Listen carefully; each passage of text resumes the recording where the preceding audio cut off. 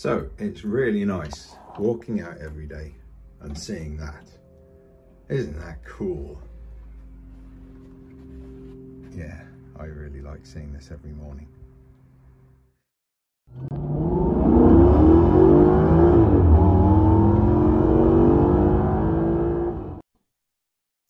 Welcome to this video. So in the last video you saw that I bought this lovely 2008 Maserati Granturismo at a very good price. The reason being, it had a fair few problems and it was a category S.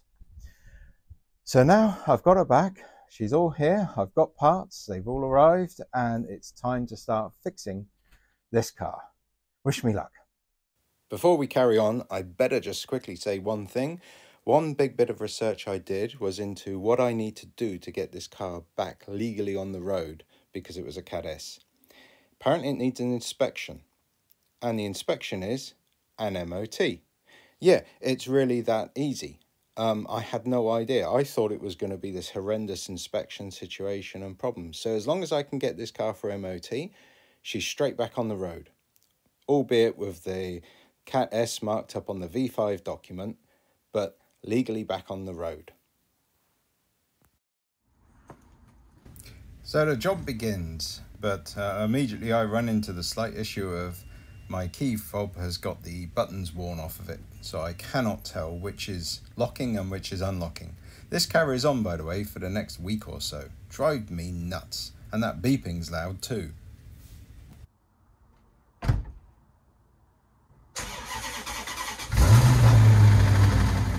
That noise there was the variator rattle.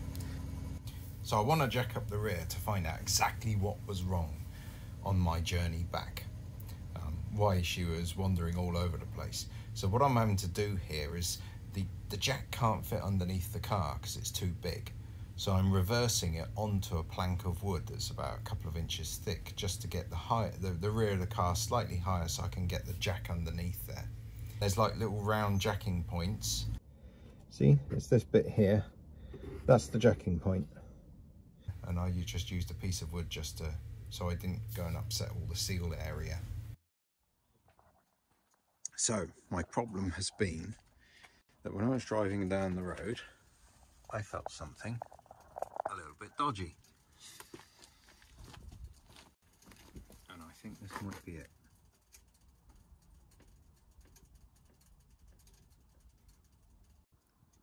So look at this.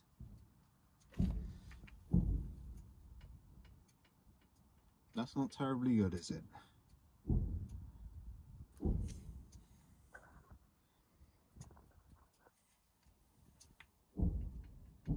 I was driving at 70 miles an hour with the wheel doing that. I found the problem. It's up there. It's the tie rod here. So this tie rod here is letting the whole wheel steer on its own. This bush here is loose and it's completely out the end of the tie rod, which has let the whole hub move around. I'm hoping it hasn't wrecked these bottom ball joints, because then it's £1,000 a side to fix, because all of this, the hub carrier, the upper control arm and the lower control arm, all have to get replaced. In the meantime, I've just taken off some of the tension of the spring, got me C-spanners, and I've managed to crank this off like so. So hopefully I can lower the rear by 10mm, because it's definitely wrong. And the front is really too low, so I've got to raise the front. Someone's messed around, or I guess they've messed around. On the early Maseratis, they were adjustable shocks. Later on, they set them as fixed because owners kept on messing around with them and messing up the skyhook shocks. So these spring compressors, they're not great on here. But if they can just give me enough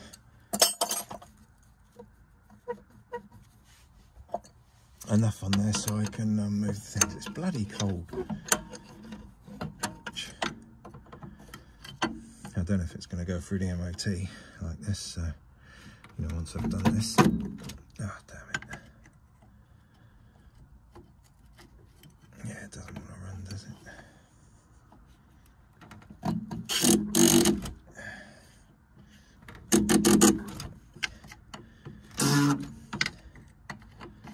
It's hard to do this one-handed. Anyway, I think you get the point. So I'm going to run this down to here. Once I've got that down to my new mark, then I'm going to undo the bottom shock bolt, because then hopefully, if I get this shock out of the way, then I can get to the nut, which is on the other side of this tie rod, which is horrendous to get to. I'm not sure I'm going to be able to do it. I might have to go and buy some type of weird spanner or something, or make something up. Anyhow, so you have to get the tie rod off this bolt here. It's in a really difficult place. So I've undone the shock at the bottom there and got it out of the way. That comes off fairly nice and easy. I had to take the brake disc off anyhow. It gives me a bit more space. But this bolt on this ball joint here is there. And it is a blimmin' nightmare. And on the other side, it went horrendously wrong.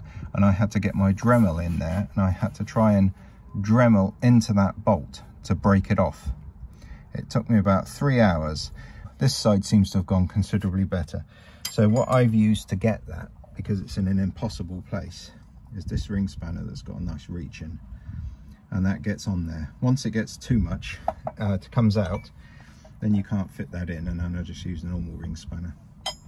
But yeah, it's a horrible thing to do. And as I say, the other side was deeply frustrating. So hopefully I can get this all fixed today. Once undone, to get that tie rod off, I just used this ball joint splitter and a good wallop with a hammer, and it come off really good. Just like this. So it's just popped out. Not caused any damage there.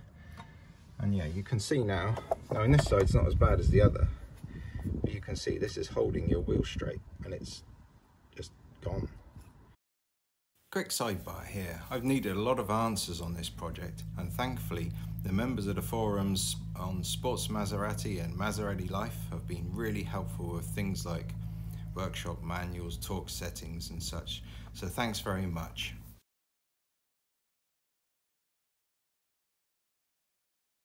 Right, so now I've got to try and get these the same length. Obviously, I will need to get the tracking done, but I need to go for MOT first. So if she passes the MOT okay, and doesn't need any other suspension components, then of course I'll go and do the tracking. If she passes the MOT but does need suspension components, I'll change them and then get the tracking done. And likewise, if she doesn't need anything, then wow, I'll be chuffed. So what I'm doing is I'm just trying to get it about there. So you can see I've lined these two up, and then I just have to see where these are. And you can see that this on this end, the dimensions here and here, she needs to come out about, go in rather, a couple of millimeters.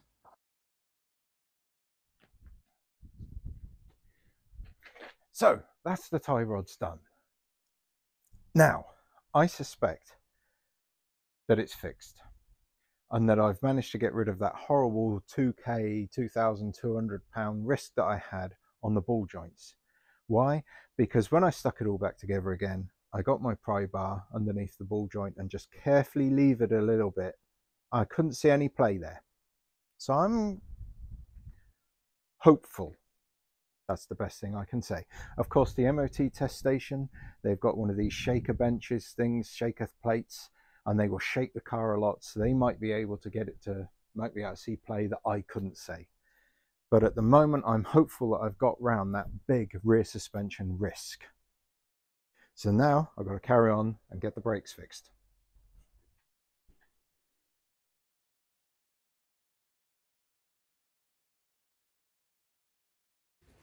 So I've got the rear brake disc off here, and the first thing of good note is I believe that might be the wear indicators there. Mind you, I can't imagine you can use that much disc. I seem to remember someone saying 2 mil, but I get a feeling that Maseratis are one of those ones that suffer from dealers going, oh, you need to change the pads and rotors. Now, of course, a brake disc doesn't need to be changed every time you change the pads. That's just stupid. Brake discs should last, you know, 50,000 miles. It depends on the car, obviously. But, you know, they're a long usage item, and you should be able to change your pads 3, 4, 5 times before you need to change the rotors, depending on the car. I don't know with Maseratis quite how often these wear down, but it's obvious that this has become a regular thing for dealers to say, change it every time you change the pads. Mine, all the little holes are jammed up. So I thought I'll just go around and clean them out with a drill bit like this. The reason why I've taken all this off is because the handbrake, the EPB, is coming up with a warning. So I thought I'd better take these off and have a good look at them. It's working, but every so often it throws up this warning and you have to do it once or twice or something. I think the rear brakes just need adjusting. So again, you talk to some Maserati people and they immediately turn around and go, oh, that's a new module. You go, how much is a module? £1,500. So what's that? $1,800. And you're like, why would I need to change the module if it's working? It seems to me with Maseratis, it's like anything goes wrong, they say, you need to change it. And it's like, well, what if it's just the handbrake needs adjusting? You know, you can go for a calibration procedure, but I don't want to do that because I haven't got the OPD at the moment. But you can just adjust up the handbrake shoes, which of course they need doing. They're a wear item, you know, every time you use them. Well, not every time, but you know, they slowly wear away their shoes. So of course, every so often you have to adjust them, and they're designed to be adjusted. But it seems to be that people have this idea of, oh, the lights come on, needs all that changing, including the actuator, £1,500. And you're like, why? The brake shoes, by the way, Maserati want £100 each for each shoe, and they sell them separately. Why would you buy brake shoes separately? I don't know. Anyhow, apparently you can use, I'll put the part number up, and it's like 20 quid for a set. So £20 for 4. So big saving. So one thing you can do on this Maserati is if you're changing shoes and that, like, you don't need the OBD scanner to wind the shoes in to get the drum off. Inside you've got a button that says park off, and you can press that either when you're shutting down the engine, or I did it after it was shut down, and it will release the rear brakes. So that's probably what I'm going to do as well. You know, I'll use the brake every so often just to keep everything working, and otherwise I'll keep it off. Particularly if I've left the car for 2 or 3 weeks. I don't want the drums all getting locked on, the cables going even slacker. Quick side note here is that in the toolkit there is actually a windy tool. I've put the little arrow to there, and you can stick down the actuator and use it to manually wind off the parking brake. Well, nice funny little comparison. This is the Ford Model T rear brakes. You think that's a reasonable size for a rear brake, isn't it? This is the only brake other than the one that's in the transmission. So, yeah, so in comparison, well, these ones are bigger than the Maserati. See, my Ford needs bigger brakes.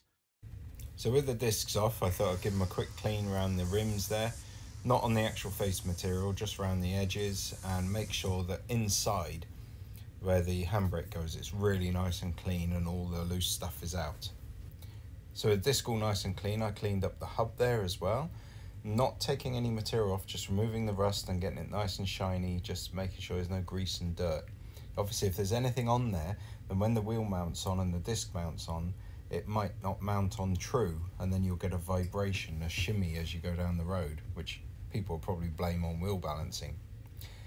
The other thing there is you can see the handbrake shoes in a second, and what actually turned out to be my big problem with the emergency parking brake was that little actuator there in the top. It had just seized up on the other side, seized up solid, rusted up. So I just knocked it apart, cleaned it all up, greased it, shoved it back in. The emergency parking brake now works absolutely perfectly with no problems at all, and I am very relieved. So here's the disc going on. I'm having to voice over all of this because my iPhone is really upset by the wind. A little bit of wind as well, so I need one of those, they call them dead kittens on the bottom, I think. Anyway, so the disc goes on with standard 13mm bolts, like that.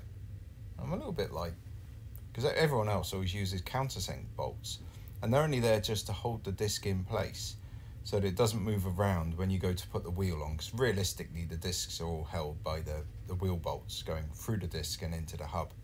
Now I'm using Loctite there on all of these. Two reasons. First, because it locks up the bolt and stops it from coming undone. And the second reason is it keeps out the dirt out the thread. And when you come to undo it in the future, it's actually easier. It won't have rusted up and seized solid. So it's kind of counterintuitive, but by using Loctite, you make it easier to undo it in the future, as well as stopping it from undoing on its own in the present. Especially on the boat, where corrosion really can get in and upset steel bolts on the engines. You have to have some steel bolts on the boat.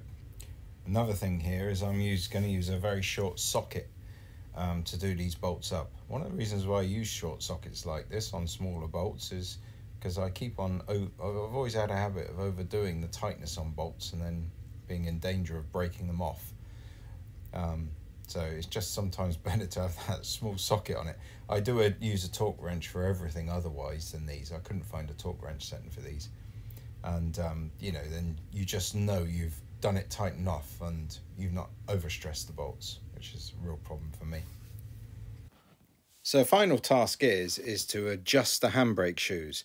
Now the way you do this is by sticking your screwdriver in that little hole there and clicking the little actuator up and down. So what you do is you tighten up the actuator until the disc won't move at all, and then you back it off a number of turns.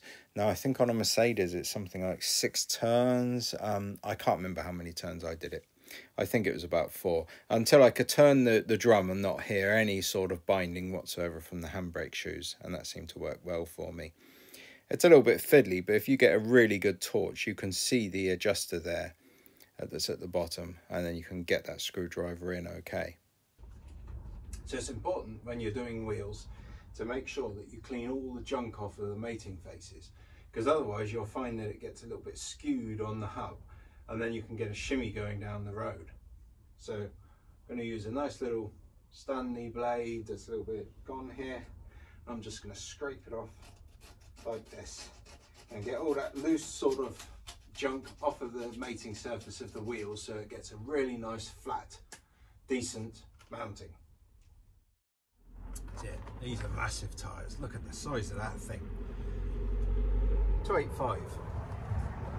So yeah, these ones are a little bit more tricky to lift on. Not very tricky to lift on, but just a little bit heavier to place on. Not too bad.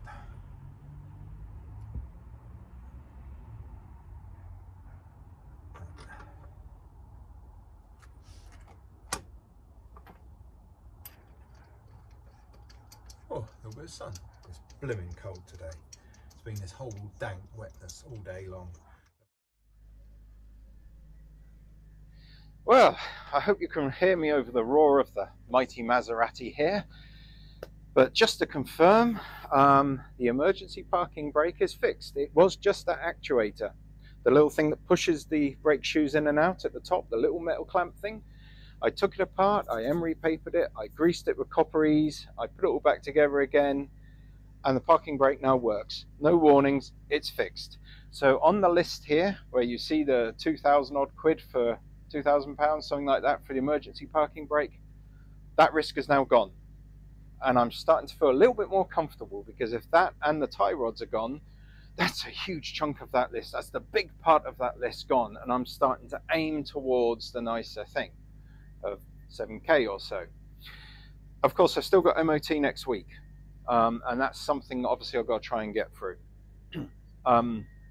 I hate MOTs because you're sat there in the waiting room, you can hear us starting, you can hear them beeping the horn, and you're just sat there and you're going, please, please, please, please, please, don't fail it. But anyhow, it's something I've got to face. So in the next video, I'm going to talk briefly about the battery, because I've had a bit of a problem with the battery. I've had to go through a whole battery reset procedure, which I'll describe next week. There was a couple of gotchas in there that I didn't expect. And that's about it for this video. So if you liked this video, then please like and subscribe. If you don't like the video, please subscribe anyhow so you can get annoyed about it and press the dislike. I don't mind. And have a great week. Thanks very much.